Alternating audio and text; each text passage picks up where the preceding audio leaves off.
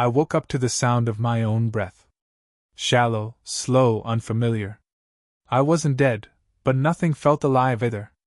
My name is Daniel Marks. I'm 53 years old, a senior logistics manager from Houston, Texas. I've been married to Erin for 27 years. We have one son, Tyler. He's 21 now, in college. I've worked for the same company almost 2 decades. Never been the kind of man who asks for much. Steady, private, reliable, that's me. Or it used to be. They told me it was a car accident. Black ice. Highway shoulder. I'd been in the ICU for 2 days before waking up. No one else was involved, no witnesses. I remembered nothing past getting in the car. The crash itself was blank space. My wife sat next to my bed when I opened my eyes.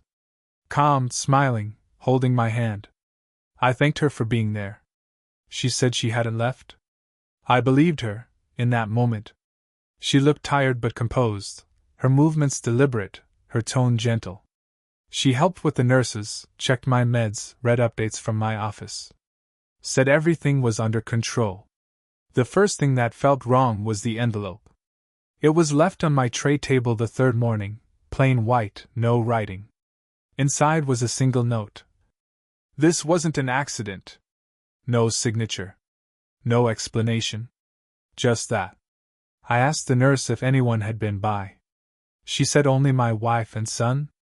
I asked Erin later if someone had visited. She hesitated, just long enough for me to notice, and said no. Then she changed the subject. It stuck with me.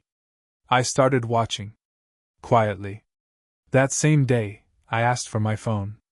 She handed it to me too quickly, like she'd rehearsed it. The lock screen was blank, the call history wiped. In the browser, one page was still open, an article about emergency divorce filings in Texas. When she saw me looking at it, she turned away to fold a blanket. I didn't ask. I just locked the screen and set the phone aside. My personal items arrived the next day. Keys, glasses, shoes, but no wallet. Erin said it must have been lost in the wreck. Maybe. But a week later, I checked my credit card account. 2 charges had gone through the morning after the crash, a gas station and a pharmacy, both in a neighborhood we never visit.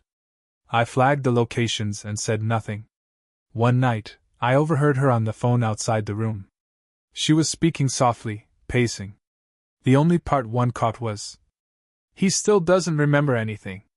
The doctor said the memory loss might hold." When she came back, her face was warm again, asking how I slept. I didn't answer. The hospital psychiatrist visited me that afternoon. He said mild amnesia wasn't unusual. He asked how I was coping. I told him I felt fine, and I meant it. But the truth was, I'd stopped focusing on recovery. I was observing. The last straw came 2 days later. They returned the clothing I'd been wearing during the crash: jeans, jacket, undershirt. The seatbelt mark was burned across the left side of my chest. The blood was dried near the collar. But the odd part was the jacket pocket. It had been cut, cleanly, like with scissors, and something was missing. When I asked about it, Erin said maybe the paramedics had done it. Maybe. The patient in the bed across from mine, quiet man, recovering from heart surgery, glanced at me one evening while we were both half awake. He mumbled something like, "They make it look like an accident so no one has to clean up afterward." Then he rolled over and didn't speak again. I didn't sleep that night. Erin came in the next morning with breakfast and a fresh change of clothes. She smiled as she adjusted the blinds. Kissed my forehead. Said Tyler sent love. Everything on the surface looked perfect. But it wasn't perfect. It was practiced. I didn't know what had happened yet. But I knew enough. Because no one brings you lilies when your favorite flower is blue irises. No one forgets your wallet, then spends your money. No one hides legal tabs unless there's something they don't want you to see. And no one drops a note saying, "This wasn't an accident." Unless it wasn't. I stopped recovering. I started remembering. And what came next, you won't see coming.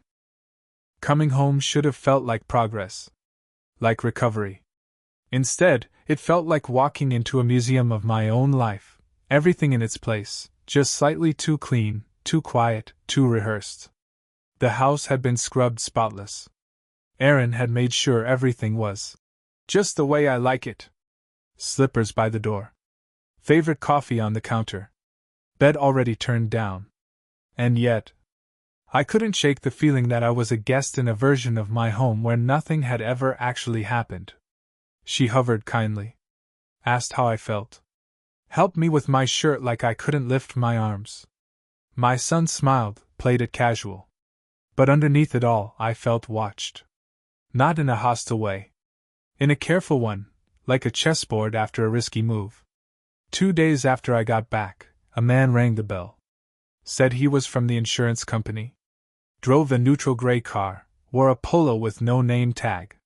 He brought paperwork, already filled in, already signed by Aaron. He said he just needed my initials to complete the file. I asked him to leave it for review. He smiled like he'd expected that. Walked away without a word. When I brought it up to her later, she explained everything before I could even ask. He was just here to confirm the damage, she said. Nothing serious. She said it like she was comforting a child. The next morning, I checked the porch mailbox. Mixed in with a week's worth of catalogs was a slim envelope. No return address. Inside, a new SIM card in plastic wrap. Brand new. No phone number listed. I never ordered it. Neither, apparently, did she. I locked it in my desk drawer. That night, I checked the home Wi-Fi log. The tech from work had once shown me how. A device labeled Pixel 8 had connected to our network the week I was in the hospital. It didn't match any of our phones. It had accessed the router 3 times. And then disappeared. I didn't sleep that night. By day 3, I started trying to ground myself, to bring back normalcy. I went looking for the old photo album we kept in the bottom drawer of the hallway cabinet. The one with the early vacations, my old job photos, my father's letters. I wanted to see something real. But it wasn't there. Erin said she must have packed it when organizing the closets. We'll find it later, she said. I didn't push. Later that afternoon, my phone rang. It was Martin, an old colleague. We hadn't spoken in months. He sounded hesitant.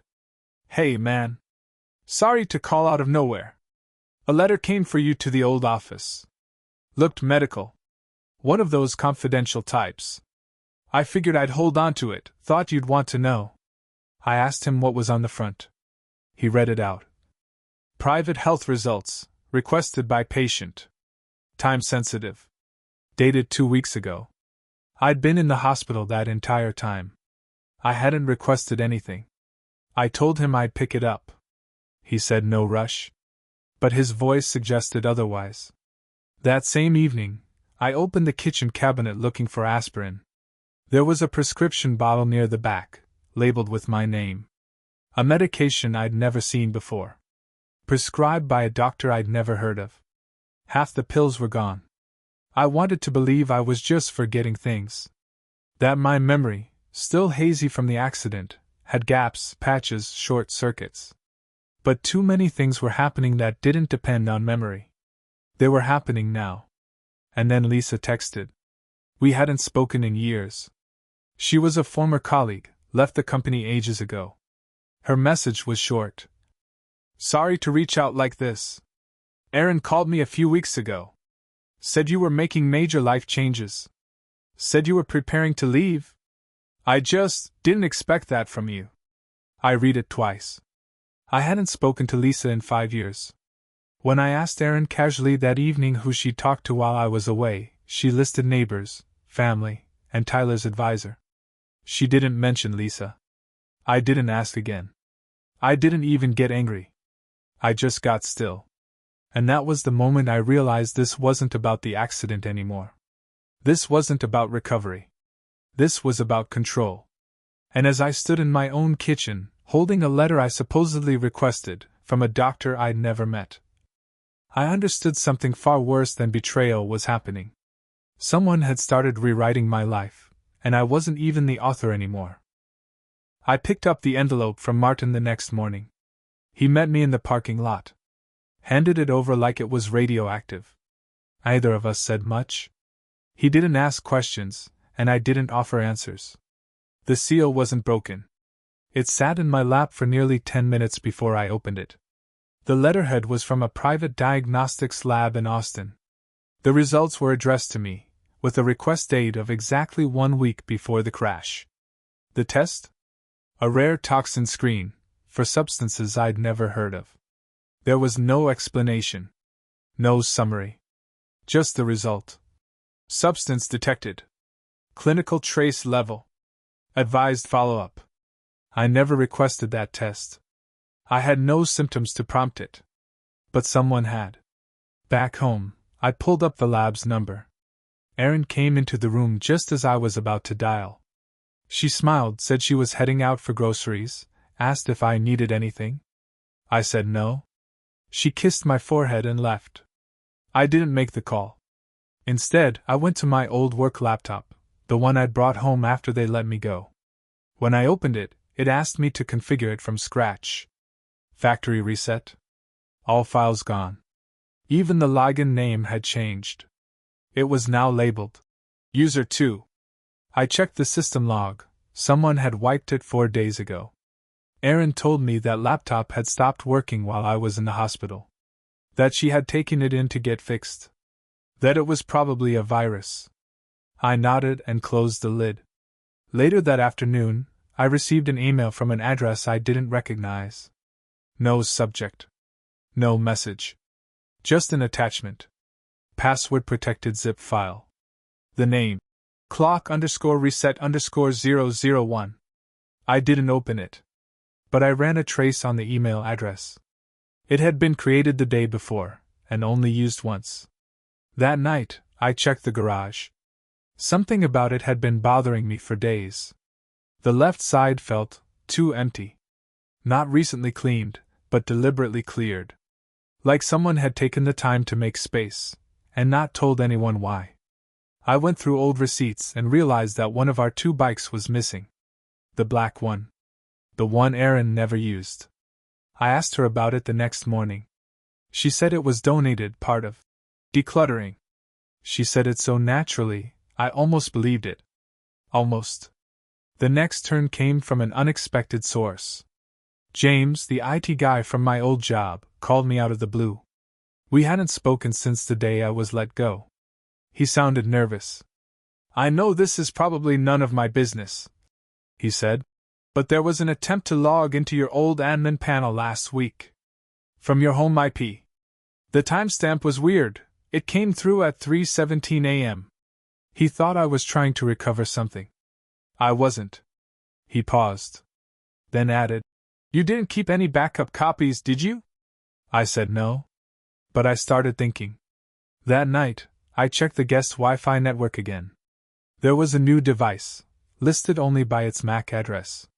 Logged in for 42 minutes. Active 2 days ago. There was no guest. Erin had gone for a walk. The next morning, the neighbor across the street waved at me. He asked how I was recovering. I said better every day. Then he laughed. "Must be nice having the house to yourself sometimes," he said. "That guy in the gray car sure visits a lot. Guess he's a friend of the family." I didn't ask who he meant. I just smiled, nodded, and walked back inside. That evening, I checked the trash. I'd never thought to before. Near the bottom of the kitchen bin, folded in half, was a pharmacy pickup receipt. A prescription for clonidine, used in blood pressure regulation, sometimes for sedation. It had my name on it. The signature was illegible. The pickup date was the morning of the crash. I didn't remember filling any prescription. I didn't remember being sedated. But someone had made sure it looked like I did. I stood in the middle of my living room, lights off, house quiet, and felt the entire structure shift. I hadn't just lost track of a few things. I was being quietly replaced. Rewritten. Managed. And what happened next, even I didn't see coming. The envelope arrived on a Thursday. No return address. Slightly heavier than a regular letter. Inside was a notarized copy of a legal document, a power of attorney form. Signed and dated. My name was on it. My signature too. Only, I'd never seen it before. I studied every line. Every stroke of ink. The signature looked like mine, but cleaner. Practiced. Mechanical. The kind of forgery that doesn't try to trick the eye, just the system. Attached was a cover letter from a law firm I didn't recognize. It said, "Per client request, we are enclosing the executed copy of your POA for your records. Let us know if you require another copy." Client? I checked the contact info. Dialed the number. Voicemail. Generic tone. I didn't leave a message. Erin walked in half an hour later, shopping bags in hand. She asked if I needed help. I said I was fine. She smiled, touched my shoulder, and went upstairs. Later that night, she stepped out to walk the dog. I watched her through the window. Halfway down the block, she stopped and answered a call. She was turned slightly, thought I couldn't hear. Her voice was soft, controlled, almost rehearsed. One sentence carried through the open screen. "He's not ready yet. I'll let you know when he is." The next morning, a letter arrived from our insurance provider, a confirmation of beneficiary update. It listed Erin as the policyholder. But the beneficiary had been changed. Removed my name. Added someone I didn't know. Again, the form showed a signature. Again, mine. And again, not mine. I logged into the insurance account. Password didn't work. I requested a reset. The system said, "Your contact email has been updated. Please verify with the number ending in -42. I didn't recognize that number. That same afternoon, I went to the post office to pick up a missing package. The clerk asked if I wanted to cancel my mail forwarding request. I stared at him. "What request?" He blinked. "It's listed here, mail being forwarded to a temporary P.O. box in Tucson. Started 2 weeks ago." I hadn't been to Tucson in 20 years. I asked for a printout. He said he'd need to file a request. That night, I found a sealed envelope on the hallway table. My son said he'd found it in Erin's car, stuck in the passenger side door. It was addressed to me.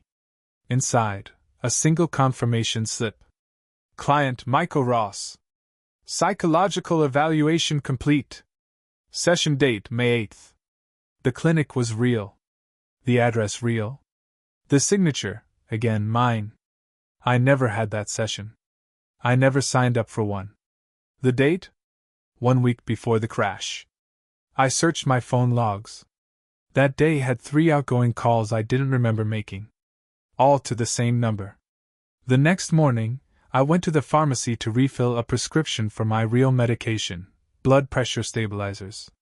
The pharmacist smiled and asked if I also needed the risperidone. Antipsychotic. She said, "You've been filling it regularly for 6 months." I hadn't. But someone had. I asked to see the records. The form listed my insurance ID, my phone number, my doctor's office. But the doctor's name was new. The pickup signature? Guess whose? That night, I went to the basement and opened the old lockbox where we kept our marriage certificate, wills, birth certificates. Everything was intact. Except the section that held past insurance records. Gone. In their place, a small envelope. No name. No label. Inside, a USB stick. I haven't opened it. Not yet. Because whatever's on there wasn't left there by accident. It was planted. And I'm done walking into traps without knowing who set them. But what happened next? I wasn't ready for it. Not even close. I didn't open the USB drive that night. Not because I was afraid. But because, for the first time in weeks, I had control over something someone else didn't know I had. So instead, I copied its contents to a disconnected hard drive and placed the original back where I found it. Untouched. I wanted whoever left it there to think their trap was still armed. The folder contained 3 files. One was an audio recording. The other 2 were scanned PDFs, legal in nature, but without any law firm identifiers. I didn't open them. Not yet. I needed context before I moved. I wasn't going to give them the satisfaction of rushing. Instead, I did something simple. I called James from IT. He owed me a favor. I'd helped him out years ago when he was almost fired over a budget miscommunication. He remembered. I told him I had a situation involving data logs and possible unauthorized access to my old workstation. I didn't give details. He didn't ask for any. By the end of the day, I had a recovered set of login timestamps, partial file names, and external IP logs. Someone had accessed my private archive, the one only 2 people in the company knew existed. Me and Aaron. I cross-checked the logs with the timestamps from the guest Wi-Fi device that had popped up at my house. They matched. Almost exactly. Aaron had been in my system while I was in the hospital. I didn't confront her. I documented it. Next, I went back to the insurance portal. I filed a formal identity dispute and requested a manual override. The rep called me 3 hours later to confirm. There had been 5 changes to my profile in under 6 weeks. 2 device logins came from an IP in Tucson. 1 came from a hotel. She asked, "Did you ever authorize a Mr. David L. Peterson to make changes on your behalf?" I said I'd never heard the name. She paused, said she'd escalate, and that someone would follow up. That name, David L. Peterson, stayed in my mind. I didn't recognize it from my work. But I remembered something else. Years ago, Aaron had worked as a project coordinator on a vendor-side initiative. One of the contractors had the last name Peterson. I never met him. But I remembered hearing it more than once. She'd even joked once that he was the only person at her last job who wasn't totally incompetent. I searched his name online. Found nothing definite. But I did find a LinkedIn profile, private, no photo, no connections, listing an address in Tucson and a current position as independent consultant in enterprise transitions. I checked the email domain on my forged insurance signature. It matched. That night, Erin left her phone on the kitchen counter while showering. I didn't open it. I didn't need to. The notifications said enough. One message preview from DLP. Did he ask about the documents yet? Another. You're getting too soft. She had cleared her texts, but missed her previews. I took a photo of the screen. Then I went back to the USB drive and opened the audio file. It was a recording of a phone call. Distorted slightly, but intelligible. Aaron's voice, unmistakably calm, saying, "He still thinks he blacked out from the crash. I don't think he even remembers the week before it." A male voice replied, "Then we're on schedule. But you need to push harder. The POA can't sit forever." I stopped the file. And for the first time since waking up in that hospital room, I felt something sharp cut through the fog. I hadn't lost control. They'd just hidden the pieces of the game board. Now I had a few back. And I wasn't going to play defense anymore.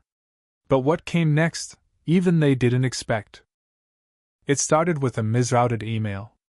James from IT had kept my old company inbox semi-active, just in case.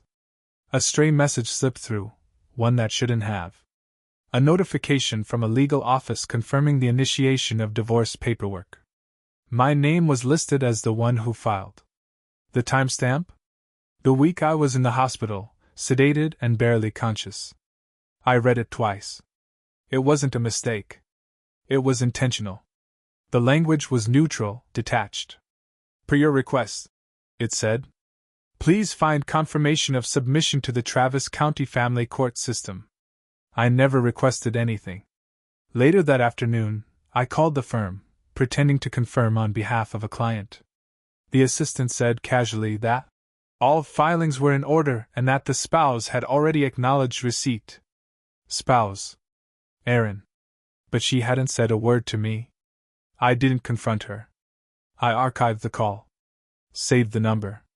That evening, Aaron's sister came over for dinner, Amanda, the younger one, who always talked too much when she was nervous. We hadn't seen her in months. At one point, While Erin stepped outside to take a call, Amanda leaned across the kitchen counter and lowered her voice. I still can't believe you're handling this so calmly. Erin said you were okay with the arrangement. But it's not easy, I know. I just looked at her. Arrangement? She realized something was off. Smiled quickly and changed the subject. But I wrote it down. The next morning, a new notification popped up on the shared banking app, a service we rarely used anymore. A password reset. Not requested by me. Within minutes, I was locked out. I drove to the branch in person. The manager, a middle-aged man with the politeness of someone who doesn't want to get involved, said the account had recently been restructured under an emergency authorization. He asked if I had my copy of the updated POA. Power of attorney. The one I'd seen in the USB stick. The one supposedly signed by me, but not in my hand. I said I had no idea what he was talking about. His expression didn't change. I left. And didn't go home. Instead, I visited a former colleague, Alicia, someone Erin never really liked. She had always been cautious, even paranoid, but trustworthy. She let me use her home network to access an encrypted storage backup from years ago. There I found something I'd forgotten I had, a digital copy of our original prenuptial agreement, drafted before we ever bought the house. A line I had inserted, almost as a joke back then, stood out now like a red warning flare. Any legal action undertaken in the name of either party during incapacitation must be accompanied by physician-certified consent, or becomes void. And I had never signed a consent form. Back home, I said nothing. That night, Erin got a call around midnight. She stepped into the hallway to take it. She thought I was asleep. I wasn't. Her voice was hushed. I couldn't make out the words. But I did hear a name. Peterson. I had seen it once, on one of the unsigned documents in the USB folder. But never spoken aloud. The next day, Erin's longtime friend Monica came by. She hadn't visited since the accident. Erin stepped away for a moment, and Monica, who never really liked me, said, Well, at least she finally got some help to sort everything out. Lord knows she's been holding this thing together for too long. She said it with sympathy. Like I was the one breaking down. Like I had agreed to it. I didn't reply. I just smiled. And took out the trash. Inside the kitchen bin, beneath the junk mail and used paper towels, was a pharmacy receipt. Dated 4 days before the crash. Prescription, hydroxyzine. An antihistamine, but also used as a sedative. Patient name mine. Doctor? Peterson DL. I never saw that prescription. Never filled it. But someone did. And suddenly, a phrase Amanda had let slip replayed in my head. The arrangement. What arrangement? And with who? Because what happened next? Even I wasn't ready to hear it. I didn't plan revenge. I planned truth.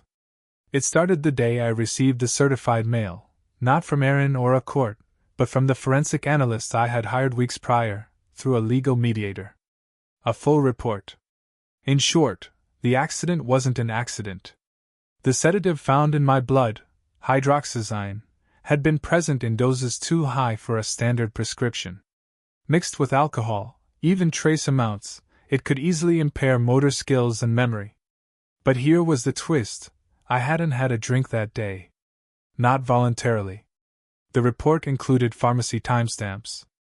One of the pickups had been made by a proxy with verbal authorization. Erin.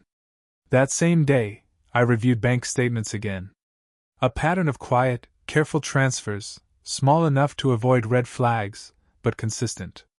They'd started 6 months prior to the crash. Not just to unknown accounts, but to one consistent name. Her maiden name. I brought this to my attorney. A serious man who rarely blinked twice, even when facing hostile counsel. When he saw the packet I laid out, he sat back, took off his glasses, and said, This is deeper than a simple divorce.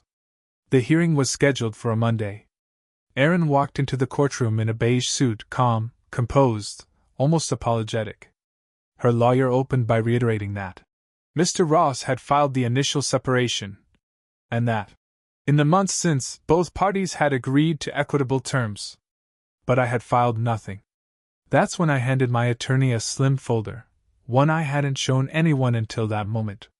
Inside were a notarized statement from the pharmacist confirming Erin picked up the sedative, forensic evidence linking her fingerprint to the glass from my car's cup holder, financial reports showing fraudulent transfers under her maiden name, and a signed confession, not from her, but from her cousin, who had unknowingly witnessed Erin dropping something into my drink 2 nights before the crash, during a family dinner.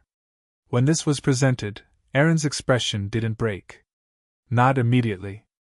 But when the judge asked her legal representative for a response, Erin whispered something, and then burst into tears. She cried in front of the judge, the clerk, and our son. She tried to say she was manipulated. She tried to say she never wanted to hurt me. But it was too late. The judge declared all prior divorce filings void due to medical fraud and misrepresentation. The court ordered a criminal investigation into forgery, attempted insurance fraud, and medical tampering. Outside, reporters waited. I said nothing. I walked to my car, put on my sunglasses, and drove away. Weeks later, I sat alone in the house, now legally mine, when I got a letter in the mail. It was from her. No return address. Inside was a single photo, us on our honeymoon, her handwriting on the back. You really never knew me. She was right. But she never knew me either. Because while she was setting traps, I was recording every move. Subscribe if you want more stories like this, about real men who don't scream. They act. Coldly? To the end?